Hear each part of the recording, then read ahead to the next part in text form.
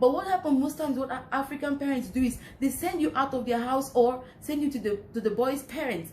And these people most of the times don't actually bother to send that girl back to school after she has the baby. So what happens to that girl's future? It ends there.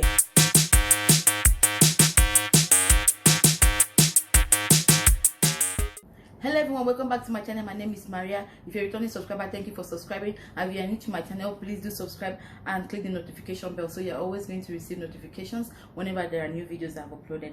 And today we'll be talking about school systems.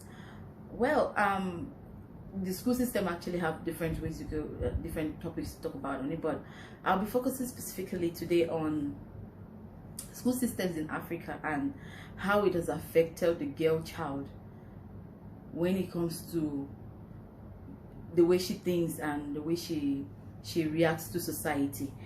Okay, first of all, everything I'm going to say in this video is based on my own opinion, and you're welcome to leave your opinion in the comment section and let me know what you think after watching the video.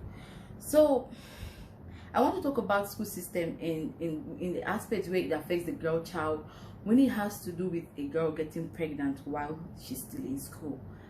And I would like to say, most importantly, that I am not promoting girls getting pregnant out of wedlock or getting pregnant when they're still in high school or college.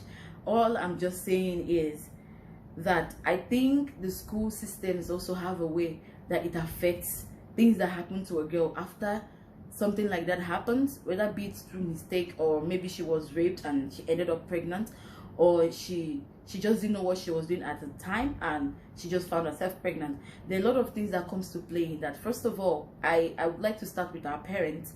They have to know that once the child gets to the stage where she becomes conscious of how she dresses, when she hears the family members or family friends are coming over and she wants to dress all clean, she looks at her hair, especially at that teen age, like 13, 14, 15 years, especially 16, they start being conscious of their surrounding. You have to, as a parent, educate them, teach them sex education. I know this topic is one topic that most people have their reservation about it, but all I'm saying is I think every parent, especially mothers, know the right time to educate their daughters. They know the right time when to say to the child, okay, this is things you're seeing that are happening to you. This is what it means. And there's this thing that African parents are fond of doing.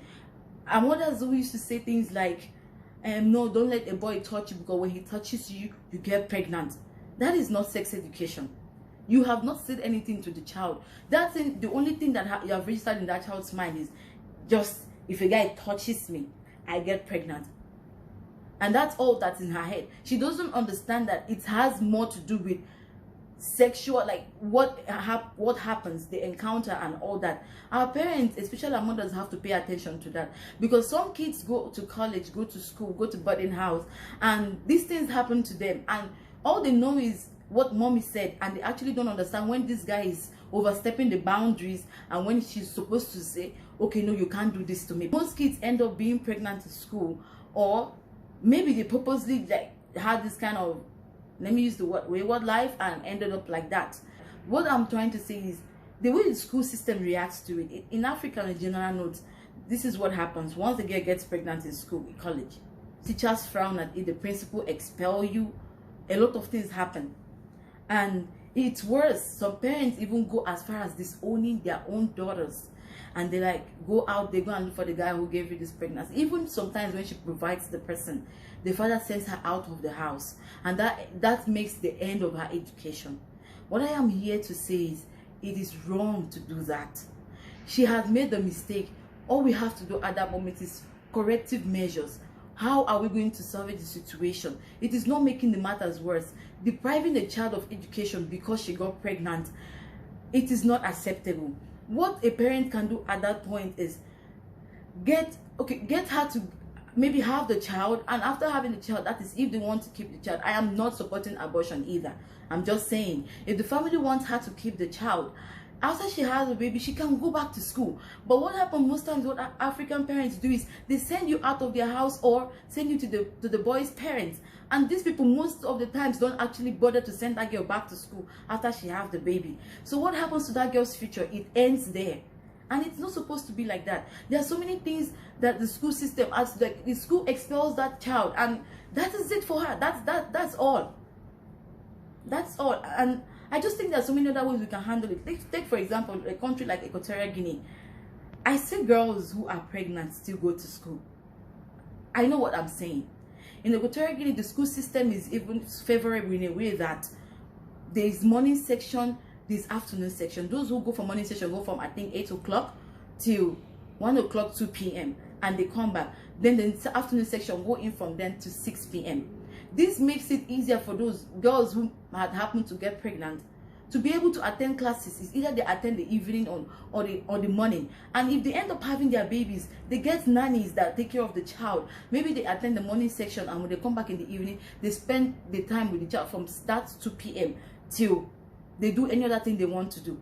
They're even able to have part-time jobs to be able to fend for the baby. All I'm saying is the school system and our parents have to find a way to help children that find themselves in that situation. Some of the times people that girls that found themselves in these things are actually victims, maybe because of rape, or they actually didn't have knowledge of what they were doing. They didn't understand the full consequences of what they were engaged in. Not forgetting the fact that yes, some of them actually purposely walked into what they are doing, but at the end of the day, what happens to their future after that? I'm going to do an example from Tara G. Henson, the woman most of us actually know as Cookie because of the TV series Empire. I saw her video where she was saying that she walked down and took her diploma, carrying her child in her hands, and she remembered vividly before that people were saying, what are you thinking, you cannot do this, you already have a baby, what you can't do this. You know, these are the things that happen in African society. I want to ask, please, parents, educate your child. Sex education is very important, and also finding a way for the school system to balance, to be able to favor those who find themselves in that situation.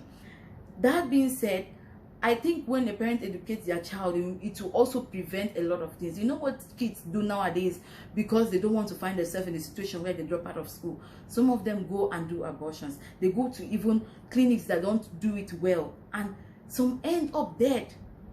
These things can be prevented if only parents can try to be supportive after the incident has happened. And if before the incident happens, you educate your child to make the child know what the possible consequences and what can lead to that happening in the first place. That's all I have to say for this video. Thank you for listening. Let me know what your opinions are on the comment section, and thank you for subscribing.